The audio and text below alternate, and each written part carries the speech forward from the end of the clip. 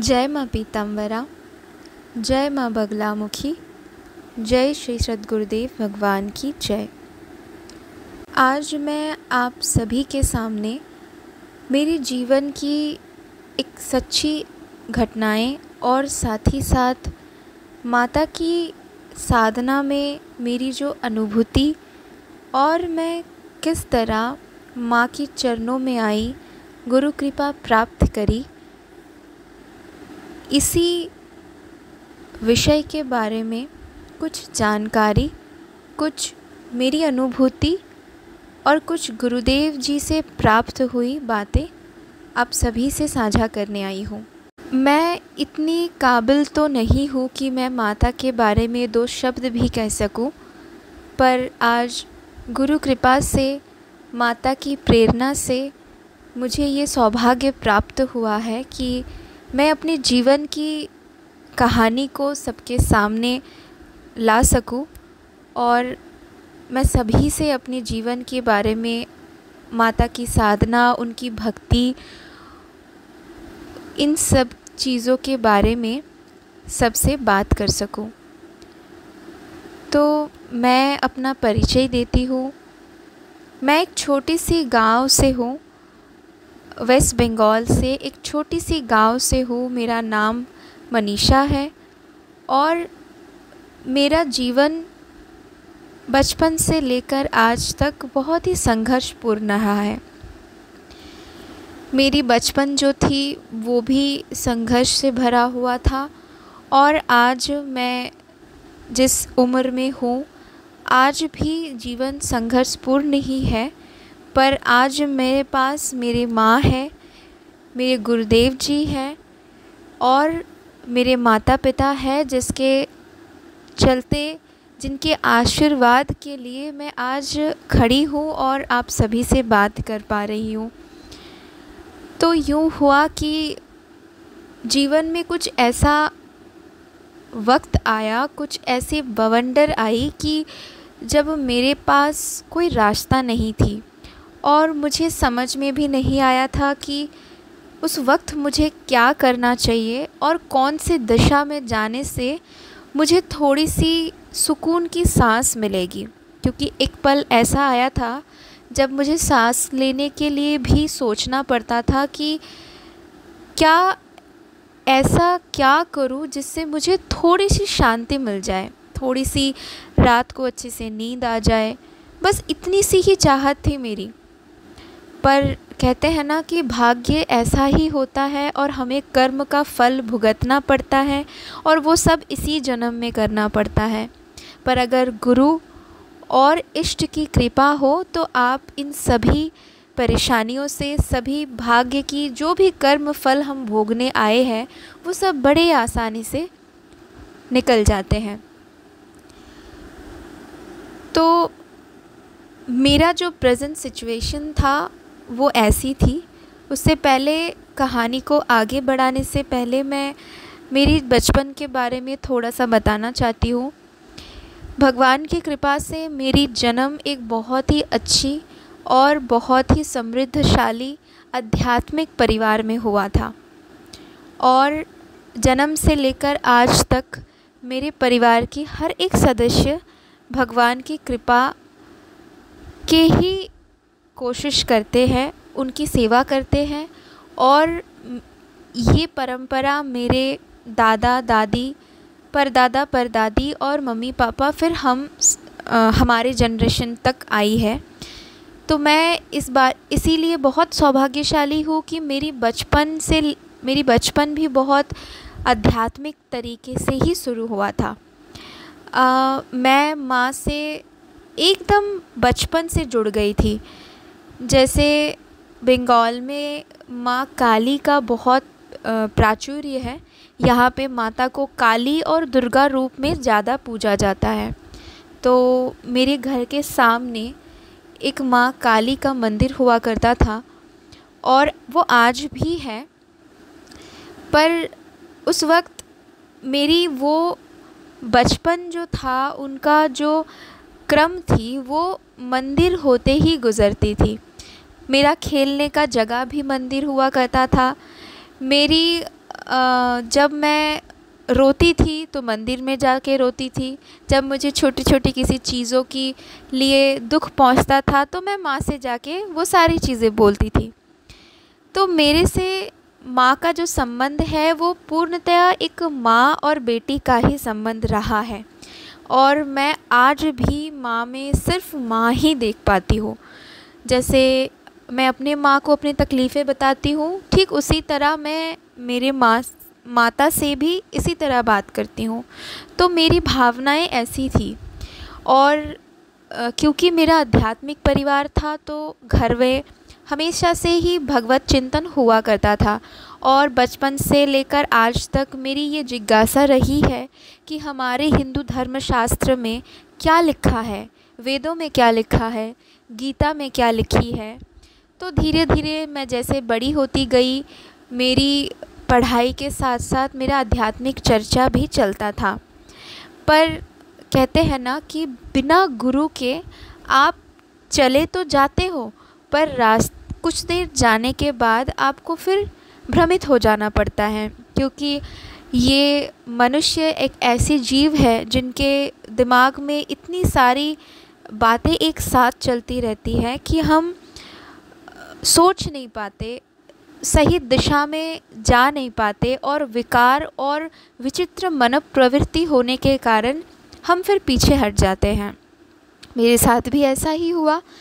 मैं जब छोटी थी तो मैं छोटी छोटी बुक्स पढ़ती थी, और उसमें से मेरे को पता चल चुका था कि हमारे हिंदू धर्मशास्त्र में कितने देवी हैं, कितने देवताएं हैं, किनका क्या रूप है, कब राम जी क्या किए थे, कृष्ण जी हमारे यहाँ पे आके हमारे धरती में उनका क्या अवतार लेके वो उन्होंने कौन से युग में अवतार लिए थे। ये सारी चीज़ें मैं पढ़ती रहती थी। तो धीरे धीरे मेरी माइथोलॉजी और स्पिरिचुअलिटी में और भी ज़्यादा इंटरेस्ट ग्रो हुआ, और मैं पढ़ाई के साथ साथ और थोड़ा डीप नॉलेज गेन करना स्टार्ट करी। तो जब मैं ग्रेजुएशन तक पहुंच चुकी थी तो उस टाइम पे पढ़ाई का इतना प्रेशर आ चुका था, और विकार सबसे बड़ी चीज़ है कि दोस्त और आपके चारों तरफ जो लोग होते हैं उनके साथ उठना बैठना, फिर आपके हृदय में एक विकार उत्पन्न हो जाता है, आप भगवान से छूटने लगते हो। तो मेरा भी ऐसा ही हुआ था, मैं भी भगवान से छूटने लगी थी। उस वक्त मेरे मम्मी ने मुझे फिर से भगवान के चरणों में लाया, और हमारे परिवार क्योंकि वो कृष्ण भक्त थे तो हम कृष्ण की सेवा करते थे। तो फिर से मैं कृष्ण जी का नाम लेना शुरू कर दिया। मैं बहुत बहुत मालाएं करती थी, और मेरी भक्ति ऐसे चलती रही। फिर मेरा जॉब लगा और मैं घर से दूर हो गई। तो जैसे मेरा जॉब लगा, मैं घर से दूर हो गई, काम का प्रेशर इतना ज़्यादा हो गया कि फिर मैं भगवान से दूर होने लगी, और मेरा नाम छूट गया, मेरी भक्ति छूट गई, और फिर मेरे जीवन में एक तूफ़ान जैसा आ गया। और मुझे समझ में नहीं आ रहा था कि ये तूफ़ान क्यों आया, क्योंकि मुझे लगा था मैं तो बहुत भक्ति करती हूँ, मैं तो बहुत बड़ा भक्त हूँ। पर ये होता था कि मैं हर किसी चीज़ में, जैसे भगवान कृष्ण का पूजा कर लिया, फिर हनुमान जी की पूजा कर ली, फिर हर एक देवी देवता की पूजा मैं करती रहती थी, और समय समय पर उनका पाठ और उनका जो भी मंत्र उच्चारण होता था मैं वो करती थी। पर ऐसा हुआ कि एक वक्त आया जब मेरा नौकरी तो लगा, पर साथ ही साथ घर में एक ऐसी परिस्थिति उत्पन्न हो गई कि पिताजी और माताजी मेरी और भाई और मैं, हम चारों, और मेरी दादी जी तब ज़िंदा थे, तो उस टाइम पे भी हमारे प्रॉब्लम्स आना स्टार्ट हुआ। फिर उनकी देहांत हो गया और हम बहुत ज़्यादा परेशानी में आ गए। और फिर मैं सोचना ये शुरू किया कि अब ये जो परिवार है इसको मैं कैसे सहायता कर पाऊँ, क्योंकि एक तो मैं बाहर रहती थी और मेरे पास ऐसे संसाधन नहीं हुआ करता था कि मैं घर तक अपना सहायता जो है वो पहुंचाऊं। धीरे धीरे पिताजी का भी जो भी उनका कारोबार था, उनका जो भी व्यवसाय थी वो भी गिरने लगी। और एक दिन ऐसा आया कि अब हमारे पास कोई चारा नहीं था। हम शायद सोच ये रहे थे कि दिन कैसे बिताएं। तो ऐसा चलता रहा और कुछ निजी परिस्थिति भी मेरी थी जो मैं किसी से शेयर नहीं कर सकती थी, और माता पिता से तो बिल्कुल भी नहीं, क्योंकि वैसे भी हमारे घर में बहुत परेशानी चल रही है। और साथ ही साथ धीरे धीरे जैसे इतनी सारी परेशानियों के बीच में रहते रहते मेरा तबीयत भी ख़राब होने लगा, और मैं अपने हेल्थ पे ध्यान नहीं दे पाती थी, और दिन भर बस यही सोचती रहती थी कि इस भवंडर से कैसे निकलूं। तो मेरा ऐसा खोज चलता रहा और मैं फिर से भगवान की ओर मुड़ी, क्योंकि कहते हैं ना कि जब आप परेशानी में होते हो तो तभी आपको भगवान की याद आते हैं। पर ऐसा नहीं होना चाहिए। मुझे गुरुजी से यही शिक्षा प्राप्त हुई है कि हमें कुछ पाने के लिए भगवान को नहीं पूजना है, हमें तो भगवान से प्रेम करनी है, माता से प्रेम करनी है। और वो इतनी दयामयी है कि इतनी कृपामयी है कि अगर आप उनसे प्रेम करते हो तो वो आपकी झोली हमेशा भर देते हैं, वो आपके चाहने से भी और ना चाहने से भी। तो ये तो मेरी दीक्षा होने के बाद की कहानी है, जो जब मुझे गुरु शिक्षा प्राप्त हुई, ये उसकी कहानी है। पर उसके पहले मैं ये आपसे बताना चाहूँगी कि मैं कैसे गुरुजी से मिली। तो जब ऐसे परेशानी में मेरा जीवन बीत रहा था, तो जैसे कि मैंने आप सभी से कहा कि मैं माइथोलॉजी पढ़ती थी, और मुझे तब तक माता की नवदुर्गा रूप और माँ की 10 महाविद्या के बारे में पता चल चुका था। थोड़ी थोड़ी ही सही, बट उनके रूपों के बारे में पता चली थी, और उन रूपों की विशेषता और उनके गुणों के बारे में मुझे पता चली थी। और जिस वक्त की मैं बात कर रही हूँ, उस वक्त मेरे चारों ओर सिर्फ मुझे शत्रुएं नज़र आती थी। ना मुझे जॉब में कोई सपोर्ट करता था, ना मेरे दोस्तों में, ना मेरे जान पहचानों में, सब जैसे मेरे शत्रु बन चुके थे। तो जैसे कि माता को इस नाम से भी हम सब जानते हैं कि माता शत्रु का विनाश करती हैं। तो ठीक उसी तरह मुझे एक दिन अचानक से अंदर से आवाज़ आई कि मुझे माता बगलामुखी के मंत्रों का जाप करना चाहिए। तो ज्ञान तो मुझ में बिल्कुल भी नहीं था, अज्ञानी थी, और इसके चलते मैंने ये तय कर लिया कि मैं आज से माता की जाप करूँगी। और मैंने माता की फ़ोटो और उनको अपना घर में स्थापित कर दिया, और मैं अपना माला लेके जाप करना शुरू किया।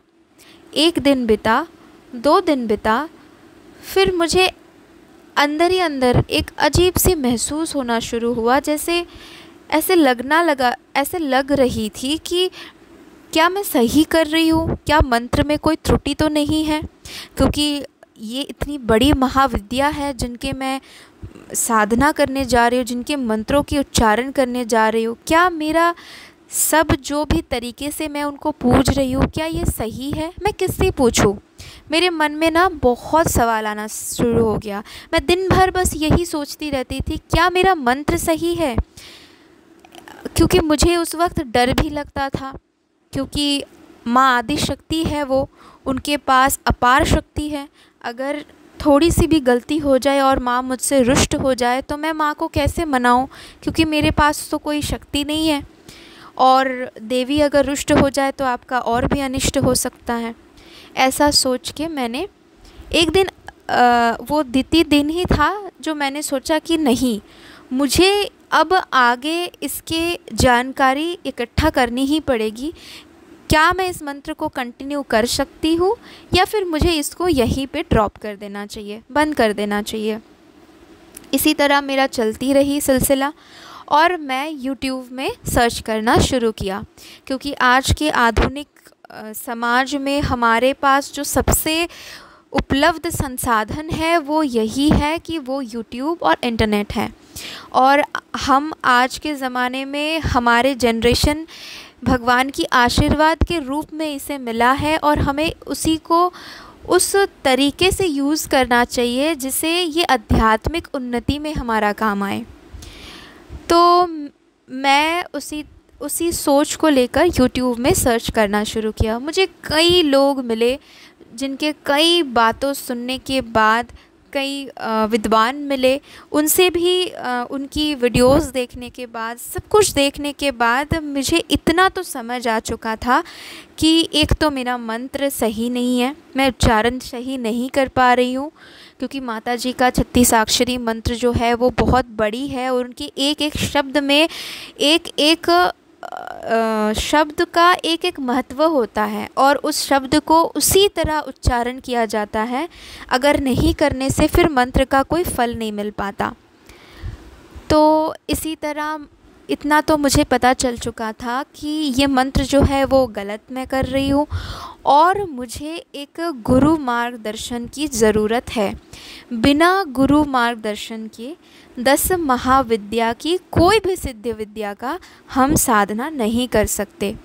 और माता बगलामुखी तो सिद्ध विद्या है, उनके नाम भी अगर हम अपने मुंह से ले रहे हैं तो वो भी गुरु आज्ञा से ही लेना पड़ता है।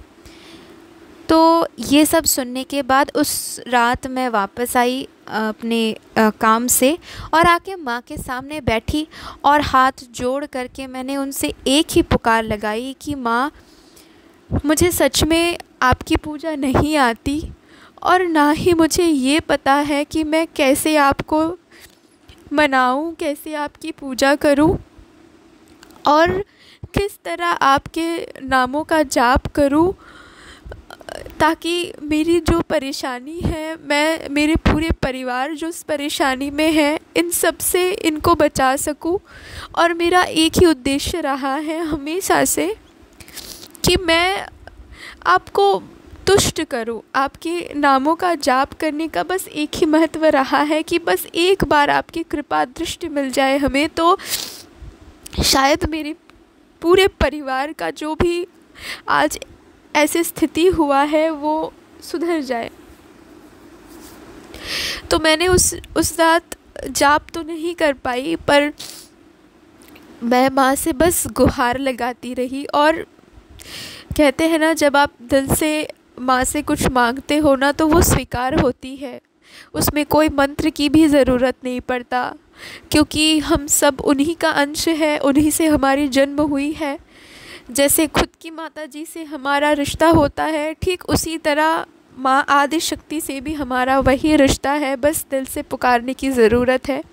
अब कहीं पे भी हो, अब किसी भी हालत में हो, बस उनको याद कर लेना ही काफ़ी होता है उन तक हमारी बातें, हमारी मन की जो शुभ भावना है उसे पहुंचाना। तो मैंने उनको फिर ये सब चीज़ें बता के और मैं सो गई। दूसरे दिन सुबह हुआ, मैं फिर से काम में गई। नित्य क्रिया तो हमें करना पड़ता है, पर मेरे दिमाग में वही चलता रहा कि मुझे गुरु कहाँ मिलेगा, क्योंकि तब तक मैं अपने माता पिता से कुछ भी नहीं कही थी और उनको भी इस बारे में कुछ पता नहीं था कि मुझे कहाँ गुरु मिलेगी, मैं कैसे आगे बढ़ूँगी और इस मंत्र का जाप को कैसे पूर्ण करूँगी, क्योंकि मैंने ना जानते हुए अज्ञानतावश मैंने संकल्प भी ले लिया था कि माँ आपकी मैं इतनी मंत्रों का जाप करूँगी। और अब तक मुझे इतना पता चल चुका था कि संकल्प टूटना नहीं चाहिए। तो मैंने माँ से यही बोला कि माँ, मेरी संकल्प ना टूटे, मैंने जो संकल्प आपके सामने लिया है अज्ञानता से ही सही, पर वो संकल्प मेरा पूरा कर दो और मुझे एक ऐसे गुरु से मिलवा दो जो मुझे सही रास्ता दिखाए, जिनके चरण को पकड़ के, जिनके दृष्टि से मैं आपको देख पाऊँ, आपको समझ पाऊँ और आज तक मेरी जो भी शिक्षा अपूर्ण रहा हो वो उन्हें पूर्णता मिले। करते करते मैं फिर से YouTube में आई और ये ही माता की चमत्कार था जो मेरे साथ उस दिन हुआ। और मैं अपने गुरुजी श्री रविंद्र मानकर जी से मेरी पहली उनसे मुलाकात हुआ और वो जो मुलाकात था वो हमारी ऑनलाइन ही हुआ था। मैं गुरुजी से ऑनलाइन बात की थी और फिर जब मैंने अपनी सारी परेशानी गुरुजी से शेयर किया तो उन्होंने मुझे तुरंत बोला कि आपको मैं दीक्षा प्रदान करता हूँ और आप फिर माता की मंत्रों का जाप इसी तरह की करना शुरू कीजिए, आपको ज़रूर माता की कृपा प्राप्त होगी। तो यही वो चमत्कार था जो मेरे साथ हुआ, और सिर्फ़ एक बार माँ से दिल से गुहार लगाने के बाद। इस जगत में सैकड़ों लोग हैं और पता नहीं कितने गुरु हैं, पर मुझे इतना सौभाग्य प्राप्त हुआ कि मुझे श्री रविंद्र मानकर जी के सानिध्य प्राप्त हुआ। गुरु के रूप में उन्होंने शिष्य के रूप में मुझे स्वीकार किया, और गुरु के रूप में उनका सानिध्य प्राप्त करना भी मेरे लिए बहुत बड़ी सौभाग्य की बात थी। और मैं धीरे धीरे उनसे दीक्षा के बाद शिक्षा लेना भी शुरू की, और मेरी जो आध्यात्मिक यात्रा था वो फिर से शुरू हुआ, और वो आज भी चल रही है। पर आगे मैं आप लोगों से मेरी जीवन की और भी कहानी है जिसे मैं धीरे धीरे आप सभी से साझा करूंगी, पर आज के लिए मैं यही विराम देती हूँ। अपने गुरु चरणों में मेरी प्रणाम, कोटि कोटि प्रणाम। जय माँ पीताम्बरा, जय माँ बगलामुखी।